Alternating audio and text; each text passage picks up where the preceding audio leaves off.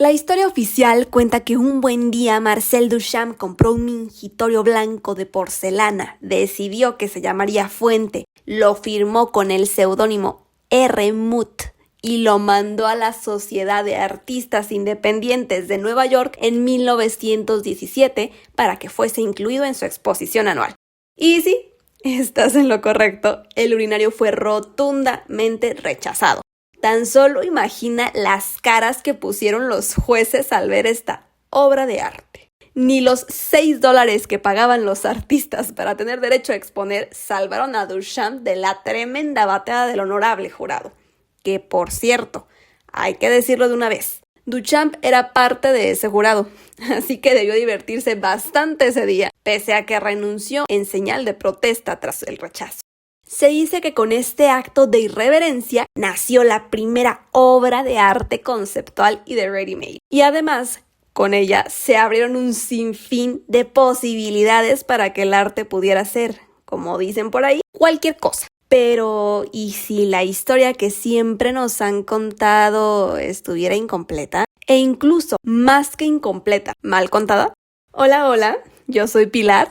Soy la fundadora de Art by Pilar, un espacio de difusión artística e histórica que habita en redes sociales y que tiene una misión muy clara: acercar el arte y la historia hasta ustedes de una manera interesante y ante todo verdaderamente significativa. Así que si aún no eres parte y te gustaría hacer del arte algo cotidiano, tienes que seguir la página en Instagram. Pero bueno, dejemos a un lado las presentaciones y entremos en materia. Es cierto que la obra más famosa de Duchamp, su mingitorio, ¿no la hizo él? Prepárate, porque se viene chismecito artístico del bueno, ese que amerita el ya bien conocido contexto. Resulta que en 1982 fue publicada por el Archives of American Art Journals una carta que Duchamp escribió a su hermana, precisamente fechada en 1917, en la cual cuenta que una amiga había enviado el urinario a la exposición bajo el seudónimo de Richard Muth. En esa carta, aparentemente confiesa que la idea de la fuente no era suya, pero surge una pregunta aún más inquietante. ¿Quién era esa amiga? Para 1982 nadie lo sabía, pero en 2002 el historiador, crítico y curador de arte Julian Spalding publicó un libro en el que incluyó la versión oficial de la historia de la fuente, en donde se pone como único creador a Duchamp. Y fue ahí cuando el historiador Glyn Thompson saltó.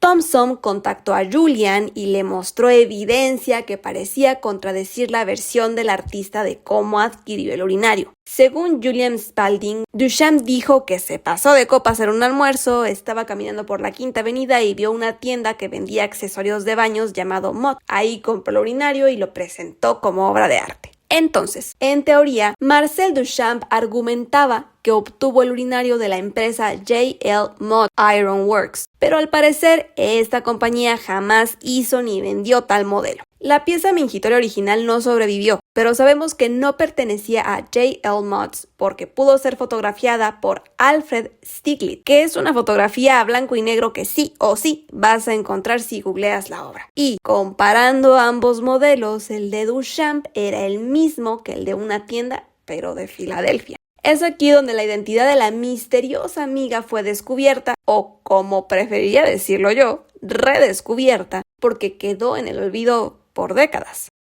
Elsa Hildegard, baronesa von Freytag-Loginhoven. ¡Qué nombre! Lo sé. Lo practiqué como 50 veces antes de grabar este episodio y creo que igual lo pronuncié mal. No me juzguen, ¿ok?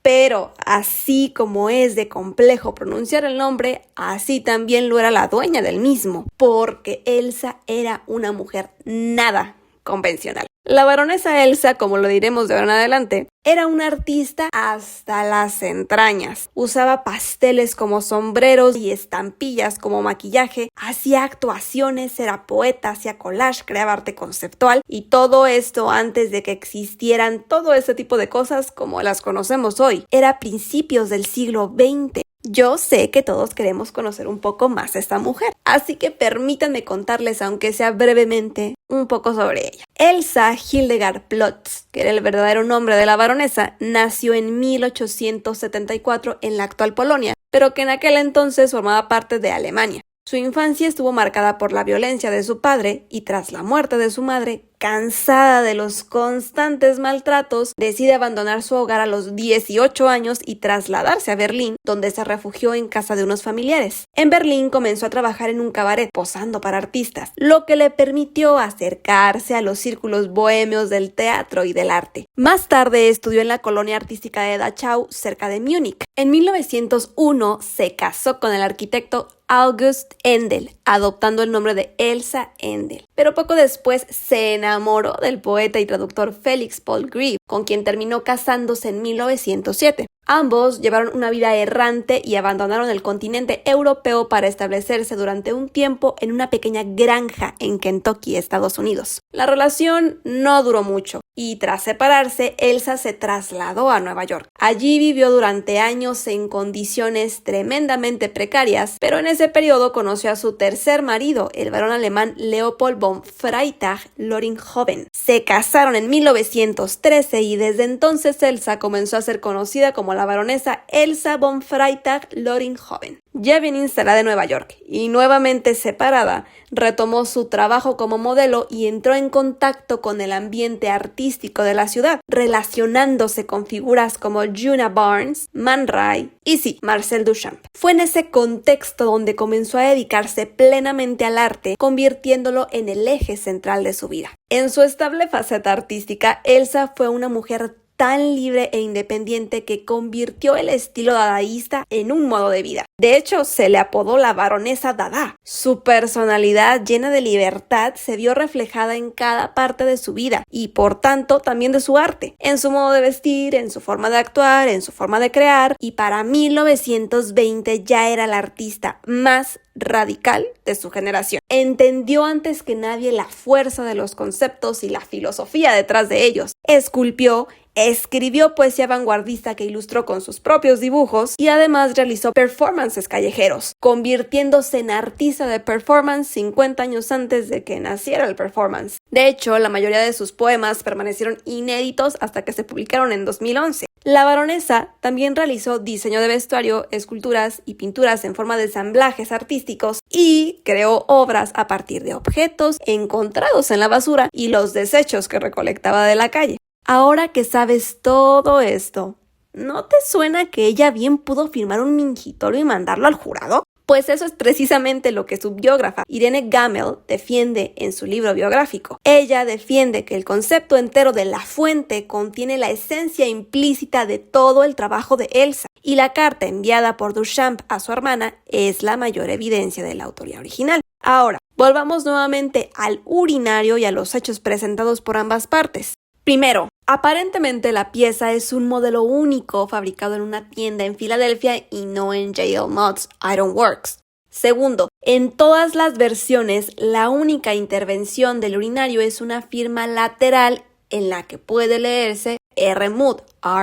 El significado de esta firma es un misterio, con múltiples teorías que orbitan alrededor de su porqué. Duchamp dijo que R. Mudd era una mofa a la empresa manufacturera J.L. Mott, pero Thompson cree que la verdadera autora, Elsa, lo añadió como un chiste, referenciando a la palabra Armut, que en alemán significa empobrecimiento, ya que Elsa lo vivió en carne propia durante su corta vida. Y tercero, existe un largo trabajo conceptual y de obras pioneras de ready-made que preceden a Elsa y bien podrían apuntar a que ella fue la verdadera autora. Con todos estos puntos sobre la mesa, surge otro cuestionamiento. Si fuera cierto que Duchamp no fue el autor intelectual del urinario, ¿por qué fingiría más tarde que fue él? La respuesta más corta recae en la muerte de Elsa. La artista murió en 1927, olvidada y en la pobreza, por intoxicación de gas en su apartamento. No se sabe si fue un accidente o si fue una acción premeditada, pero tristemente así fue. Entonces se teoriza que Duchamp empezó a dejar que su nombre fuese asociado al urinario sin que él pusiera oposición, ya que con el tiempo se habían escrito tantas teorías académicas y curatoriales, el mito fundador del arte estaba cimentado con tanta fuerza y además de la obra significaba una importante contribución al modernismo, que se cree que simplemente el artista decidió dejarlo así y seguir con la narrativa.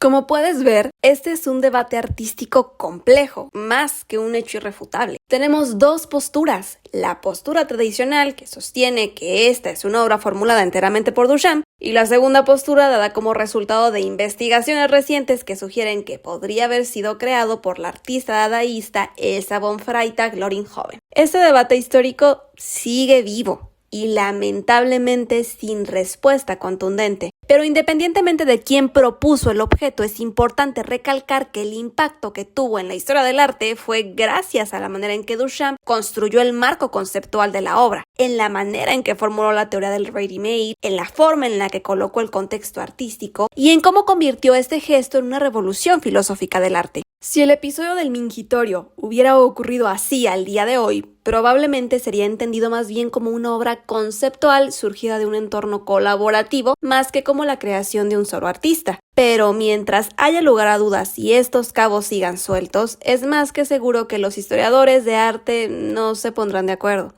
Juntos hemos redescubierto a Elsa von Freytag-Loringhoven y sabemos que era una gran artista que merece ser conocida. Pero quizá pasen años hasta que podamos afirmar con certeza que la fuente de Duchamp realmente debe atribuirse a ella.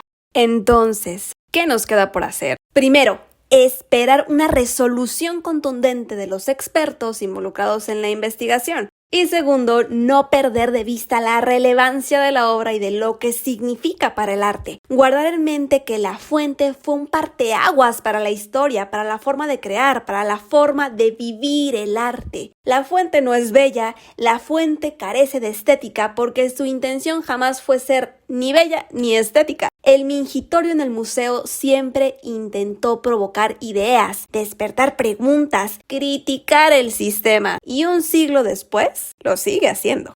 Yo soy Pilar. Este fue el podcast Chismecito Artístico y aquí termina nuestro segundo episodio. Recuerda, el arte no es aburrido. La historia del arte, bien contada, es el chismecito más sabroso del mundo. Y quien diga lo contrario, miente. Hasta el próximo martes.